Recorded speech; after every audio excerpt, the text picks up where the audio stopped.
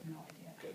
So, it's this guy Pete Wright, who was kind of like me, who was sort of diagnosed as being a knucklehead when he was younger, and had some special arrangements, and is, to my estimation, and it's maybe just because I'm close to him here on the East Coast, the best sort of special education legal resource on earth.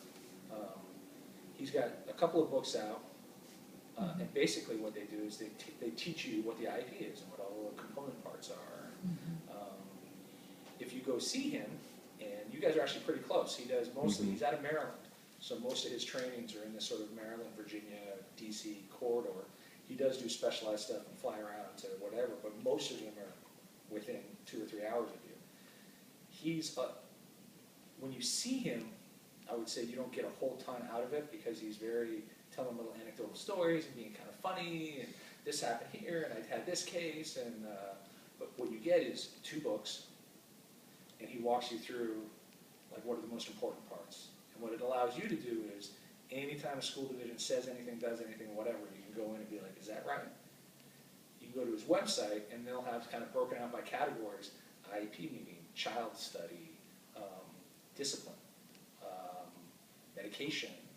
Like, I had a friend of mine write me the other day, and they said, the teacher recommended that my sister's son take medication for his behavior. And I said, that's actually in violation of federal law. And the teacher can lose her license. Now, I don't say this to use this as a weapon against the teacher, but nobody's going to care about your daughter more than you do. You guys are now her CEO of Lilly Corp. And there's a lot of employees that are going to be kind of coming and going. And So how I see it. I mean, yeah, seriously, that's exactly. it's so how I see it. I'm like, my kid has a schedule busier than my global CEO. Like, Yeah. Literally, like her schedule and her appointments and everything. She's so busy, and I feel like, like we're like CEO and COO, and we really have to be on top of her life and her schedule. Well, and it's the same thing like a regular CEO. There's the sort of, all right, we're making the widgets, which is the program, but then there's like the political atmosphere in which the widgets are being made, and some of that is the biomedical stuff versus the school stuff versus the ABA stuff versus the, like, how do I navigate these different competing, it seems like, agendas. And when you're at a micro level, they are competing agendas. How do I herd my cats into the same direction? Then there's the sort of the legal ramifications, and that's the IEP stuff. That's where the rights law stuff kind of kicks in. There are, at this point in time, 2012, very robust parent groups and people who've been down this path. You are entering a world that has been well-traveled at this point, unlike 20 years ago where there was kind of nothing. There's a lot of stuff now. So kind of getting plugged in with, whichever one feels right. It has the people in it that you're like, hey, this is kind of my tribe. I mean, I've been to like 1 or 2 parents groups, and they usually scare the hell out of me because it's with kids that are older, and I've seen those kids, and I hear the stories, and I get like, it ends up freaking me out more than helping me, I think. I don't know. I'll tell you. But again, it might be just because, it was just not the right group for me. I don't know. For me, it's a lot like an AA meeting. Like, I will go to those until I find one that fits. Yeah. And I walk into some, and I'm like, wow, you are not my people. You kind of speak my language. You hug each other sort of the same way, but I don't feel very comfortable. We all hold hands at the end. Right, and they're like, really, you don't feel comfortable? You're part of the problem then. You're not on the team. I'm like, I'm not feeling part of this team. So good luck with that, moving on. Well, I think also some of the validity of... Are you actually taking this? Yeah. Oh, Of exploring those options is like, to get a frame of reference of like what the potential is for not taking action and not not executing, not going at this full steam ahead. Or getting caught in weird cul-de-sacs. Right. Like, my stepmom is a huge biomed advocate. She has a variety of her own ailments that, like, if she puts the wrong cream on her, her arm goes numb. I frankly find a lot of that stuff, and this is where I get into my hardcore behavior analysis mode. attention-seeking or otherwise motivated kind of behaviors. Now, what I recognize is sort of by doing this professionally is most people aren't even remotely aware of why they do what they do. The difference between kind of a biomedical approach and a behavior analytic approach is the biomedical is like something internal is going on. If I change the internal, I will change the external. Mm-hmm. The behavior analytic approach is I have no idea what's going on inside because I can't tell. But I believe that all of the behaviors that I'm seeing, from language to crying to whatever, are largely controlled by externalities. Mm-hmm. And that if I manipulate those externalities, I will change the behavior. Yeah. I will say, without question, that that approach addresses a lot of what we call autism, because autism is a behavior-based diagnosis. She has this language that we see and hear. She has these social skills that we see and hear. She has these behaviors that we see and hear. We're going to call that autism. Mm-hmm. The fourth leg of that, and I think in your case is where the your strength lies in that, because your own sort of biomedical stuff and my own, like with somewhat similar kind of presentations, is that you recognize there are internalities that can affect mood and Like today, man. like a perfect example was a kid that when Sam and I were working in a school together, she pooed once a week. Yeah. So like Monday, she was pretty good. She'd learn. Tuesday, Wednesday, would get by Thursday. Now by Friday, I couldn't teach her anything until she went to the bathroom. Yeah. And then it was, she'd come out. Yeah. You good? Like, and she couldn't talk, but you could just see written all over her. Like instead of like. Yeah. Yeah. I would consider them, like we talked about, Yeah, you're saying. separate but equal. You might 100% address whatever her dietary and biomedical and gastrointestinal issues are, and still have this constellation of things that we call autism. That's probably the best way at this point. If you are one of those people that I have actually never met in my life, but I've heard of, who do this little biomedical thing, and she suddenly starts talking and it's totally normal, then hey, I'm wrong. I've never seen that. I always know somebody who knows somebody who knows somebody. The most common one that people throw around is Jenny McCarthy's kid.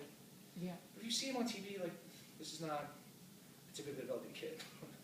And Well, it's interesting because I, even talking to some friends who say, their children were autistic and now they're not. There's a woman in Switzerland. Oh my God, Switzerland is so far behind. Europe is so far behind in this space.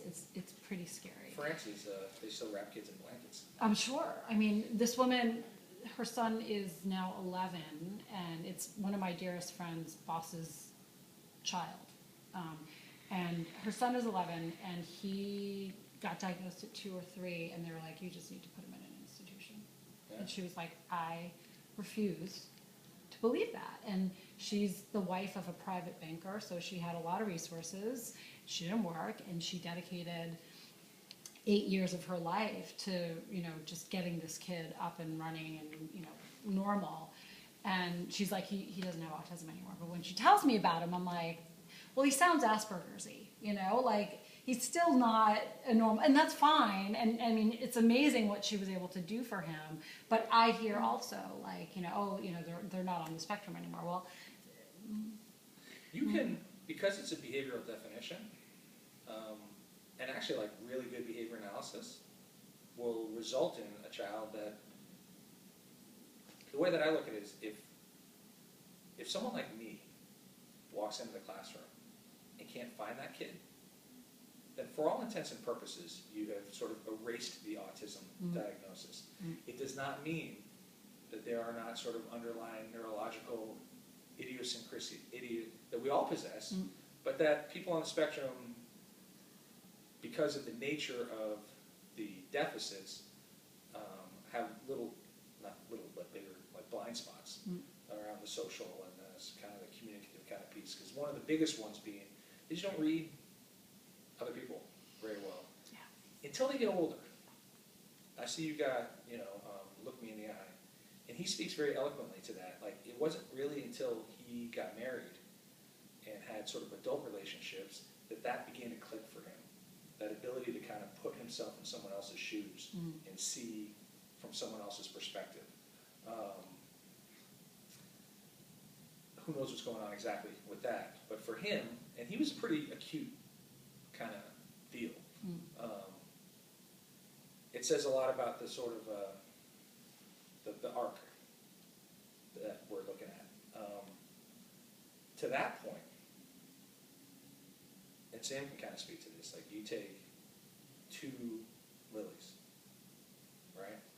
And you give them identical intervention packages. Kind of the best of the best, right? Like we're not missing anything here. We got really good people on it, and where are they going to be when they're 20, right? You have one who's on her way to college, has friends, and is fairly indistinguishable from the general population. Can talk, can make her own decisions, can live on her own. Might, if you know her really well, be like, oh, that's Lily, like her, like one of those little things. And the other kid still is really struggling with speech and language, and our best efforts have been largely, they haven't been very successful. We have no idea what separates those kids at this point. Some kids are just really responsive to good intervention. And I mean, personally, it seems to be around the level of sort of overall cognitive impairment. One thing we know is that there's an intellectual disability and autism kind of occur at the same time a lot of the times. And those kids who really have an intellectual impairment, those seem to be the kind of most resistant. I feel like, and again, we're learning Lily every day. And I was having a conversation with Felicia earlier this morning about it. My date? Did John tell you that? Yeah. Did you tell her that I'm? Yeah. Did she remember me at all? She's like, yeah, I remember him. She's like, that was a date? You can stop this because I'm going to say some nasty stuff. Anyway, she's like, yeah, I remember him. She's like, yeah. She said nice things about you. I brought it up with her the first time I mentioned. I was like, yeah, my friend Adam Dreyfus is coming up. You shaved. That's what's different. Come on. Yeah, I have a face again.